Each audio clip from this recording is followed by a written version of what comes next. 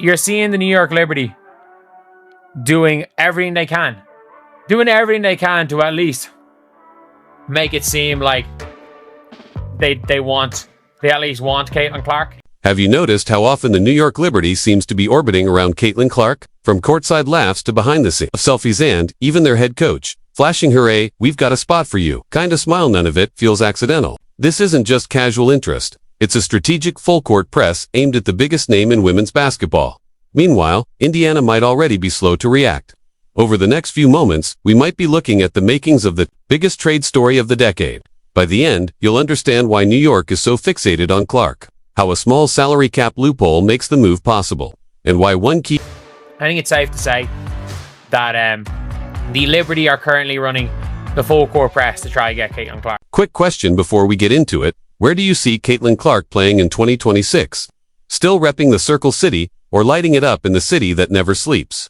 Hit like if you're Team Gotham Green, or drop A in the comments if you think she's a Hoosier for life. Now, let's rewind to the weekend that may have changed everything. All-star chaos in Indianapolis, flashing cameras, neon lights, and superstars chasing clout. But one Instagram post stole the spotlight. Sabrina Ionescu, sitting casually in the Fever locker room, shoulder to shoulder with Clark. Caitlin responds, looking real natural in that locker room. Just 14 words, 2 smiley emojis, and suddenly, Twitter's hotter than a Waffle House grill at 2 a.m. Many people are insinuating that Caitlin Clark could potentially be recruiting her to Indy too, based off this comment right here, looking real natural in the locker room. I don't think Caitlin Clark's recruiting her. I believe that Caitlin Clark is definitely getting recruited, bro. Sabrina Ionescu is the A side. Look, whenever you're the A side in an argument, you don't have to go to the B side. Sabrina Ionescu already won a championship in New York. She already have proven herself in New York. There's no reason whatsoever for her to come to Indy, bro. But that comment wasn't a sudden meteorite, was the glowing tail of a comet we'd all been ignoring. All day long, Sabrina and Caitlin were glued together, warming up side by side, hitting synchronized jumpers for the cameras, and starring in that viral moment when Sabrina dove to deflect a loose ball, headed straight for Clark's ankle. You could almost hear Liberty fans murmuring, "Recruiter." Meanwhile, Fever fans tightened their grip on souvenir programs.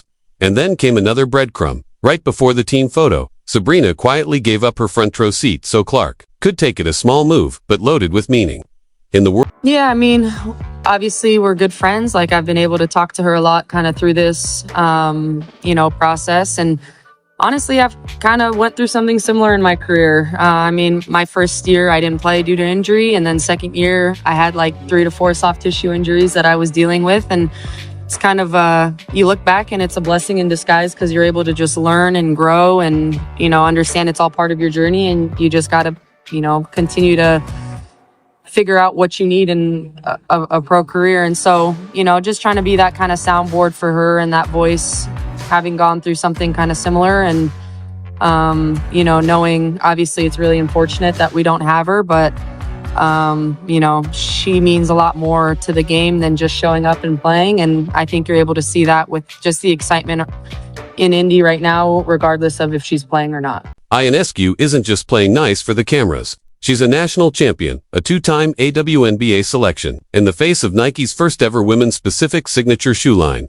Headlines don't chase her, she creates them. So when a star of her caliber steps aside, it's intentional. Flashback to June. Clark drops 32 on the Liberty, including 3 deep logo threes in a row. After the game, Sabrina doesn't throw shade or change the subject. She praises Clark, calling her great for the league. Translation: she's not intimidated, she's strategizing.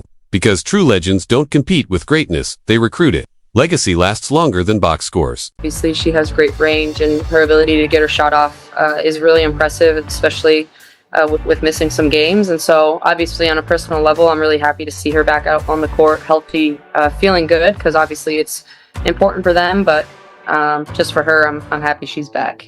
Here's where things get deliciously complicated. The WNBA's new TV deal is about to balloon the salary cap, and Caitlin Clark is locked into a rookie contract, meaning she's a bargain for at least 2 more seasons. Meanwhile, Sabrina hits unrestricted free agency at the end of this season. That kind of timing, it's as rare as front row Super Bowl seats. On paper, Indiana could swing big baffering Sabrina a max deal while still keeping roster depth intact. Imagine it, the Splash Sisters lighting it up just steps from the cornfields. Marketers go wild.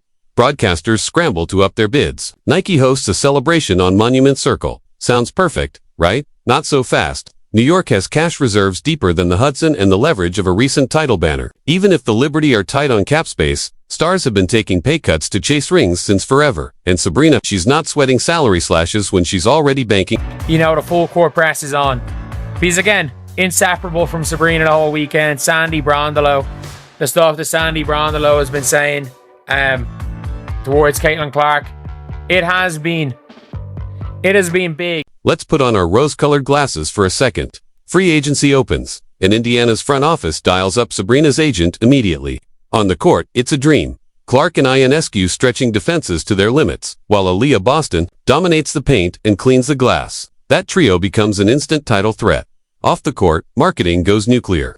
Think Sophie Cunningham's follower spike after just one viral moment with Clark. Now multiply that by 10. When the league's two biggest stars share the spotlight, every play becomes a headline. The risk, it's all on Sabrina. She'd be leaving a championship-caliber Liberty squad for a team still on the rise. It's a bet not just on her own talent, but on Fever management to sharpen the coaching staff, deepen the bench, and handle the pressure of a small market where every move is magnified.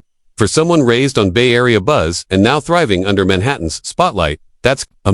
Now, I'm telling you right now, a lot of Indiana Fever fans is not happy with all of this.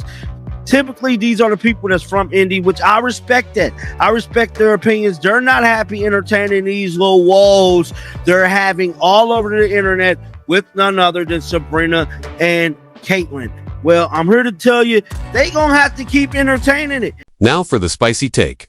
You've seen the photos back hallway at Barclays Center, tucked away from the chaos. There's Caitlin Clark deep in conversation with Breena Stewart, Sabrina Ionescu, Liberty head coach Sandy Brondolo, and look, casually hanging out nearby, Clark's agent, Aaron Kane. The Fever chalked it up to all...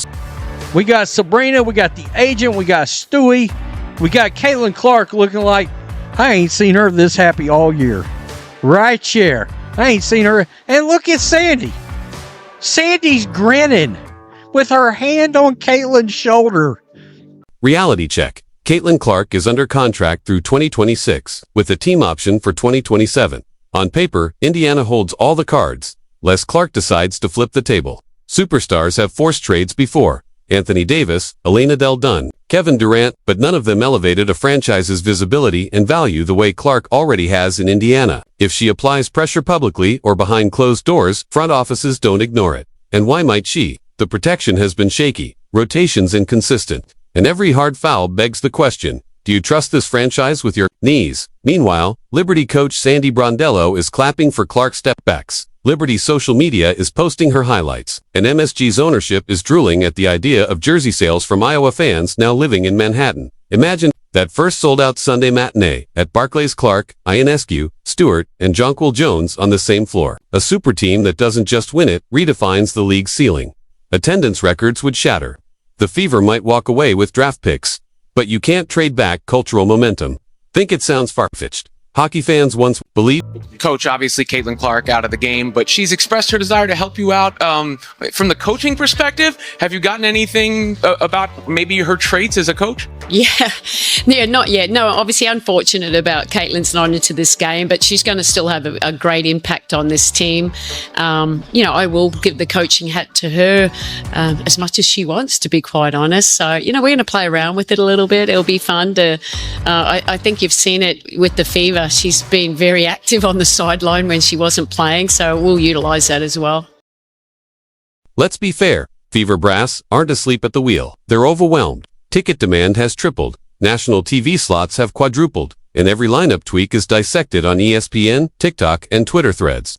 But the growing pains are real. Questionable veteran signings, chaotic mid-season rotation changes, and a rookie head coach still finding her footing.